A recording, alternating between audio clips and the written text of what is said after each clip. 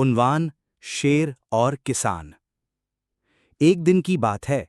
एक जंगल के किनारे एक किसान अपनी खेत में काम कर रहा था। अचानक उसे जोर जोर से किसी जानवर के कराहने की आवाज आई। वो फौरन आवाज की तरफ दौड़ा तो देखा कि एक शेर शिकारी के जाल में फंसा हुआ है।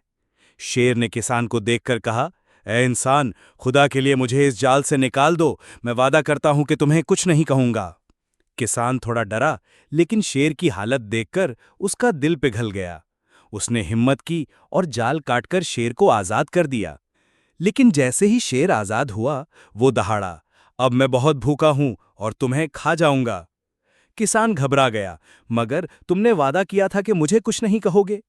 शेर हंसा और कहा, जंगल में वादे का कोई मतलब नहीं होता। इतने में एक चालाक लोमड़ी वहां आ गई। उसने सारी बात सुनी और कहा, मैं सिर्फ तब फैसला कर सकती हूं जब देखूं कि जाल कैसे था। तुम दोनों वापस वहीं चलो। शेर दोबारा जाल में लेट गया, जैसे वो फंसा हुआ हो। लोमड़ी ने फौरन किसान से कहा, अब जाल बांध दो। वादा तो उसने तोड़ा, तुम क्यों रहम करो। किसान ने फौरन शेर को दोबारा जाल में बांध दिया और शेर एक बार फिर फंस गया।